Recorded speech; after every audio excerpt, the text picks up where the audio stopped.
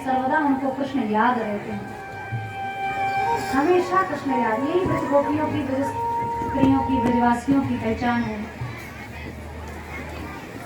उद्धव जी महाराज ब्रज से आए हैं मथुरा। श्री कृष्ण को ब्रज गोपियों का जो विरह दशा है वह सब सुनाई है। भगवान जान गए कि उद्धव जी को हम जैसी प्रेम की शिक्षा देना चाहते थे गोपियों ने दे ही दी है। अब तो ठाकुर जी नहीं, उद्धव जी भी बैठ के गोपियों के विरह में रोते हैं, जो परम ज्ञानी उद्धव जी हैं। क्योंकि रोना जो है ना, ये अपनी साधन शून्यता का प्रदर्शन है। जब तक व्यक्ति को अपने किसी भी साधन का बल है वो तब तक रो नहीं सकता। जब उसको साधन का बल नहीं रहेगा, निराश हो जाएगा, तभी कोई व्यक्ति रोता है। निराश व्यक्ति ही रोता है जिसको ये लग रहा है मेरे पास ये बल है, ये ताकत है, ये है, वो क्या रोएगा। तो जब तक आपको साधन का बल है, आप साधन का प्रदर्शन कर रहे हैं, भगवान की कृपा बहुत दूर है, बहुत दूर। रोना क्या है, ये साधन शून्यता का प्रदर्शन है। नाथ हम तो किसी योग्य नहीं है, हमारी रतिमती गति तो आप ही है, आप ही का एकमात्र अवलंब है, आप ही का भरोसा है, आप ही का आश्रय है।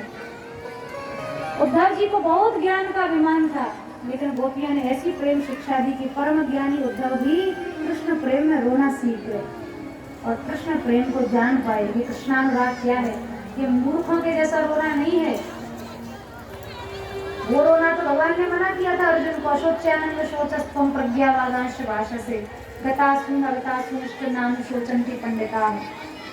वो रोना नहीं, कोई मर गया तो रो गए, पैसा डूब गया तो रो गए, ये रोने की बात नहीं हो रही है। ये रोना तो मूर्खता है। भगवान ने अर्जुन को कहा, अर्जुन युद्ध के समय में नपुंसकता को प्राप्त हो गए हो, इतने बड़े वीर होकर रो रहे हो, ये कुछ नहीं है, तुम्हारा मोह है जो तुम्हें रुला रहा है। ये रोना वो रोना अलग है। साधन शून्यता की स्थिति में रोना है, हम कुछ करने लायक नहीं है, आप कृपा करें, आप ही सामर्थ्य दें, आप ही सामर्थ्य देंगे तो भजन होगा, आप ही सामर्थ्य देंगे तो हम आपकी प्राप्ति के लिए प्रयत्नशील हो सकेंगे। साधन करते हुए भी साधन का अभिमान ना होना, ये है रोने का तात्पर्य। साधन कर रहे हैं पर साधन का अभिमान नहीं होना चाहिए कि हम इतना भजन कर रहे हैं, हम इतनी सेवा कर रहे हैं, हमने इतना दान कर दिया, इतना दे दिया। साधन शून्यता जीवन में आ जाए, रोने से तात्पर्य यह है। तो भगवान और ब्रज गोपियों के पास जो उद्धव जी को भेजा है, उद्धव जी और गोपियों का ये जो संवाद है, भागवत जी में भ्रमर गीत के नाम से बड़ा प्रसिद्ध संवाद है। इसके बाद भगवान उद्धव जी को लेकर कुब्जा के घर में गए हैं और ये दिखाया है कि सकाम प्रेम करने वाली कुब्जा को मैं नहीं छोड़ सकता, तो निष्काम प्रेम करने वाली गोपियों को छोड़ने की तो मैं कल्पना भी नहीं कर सकता हूँ।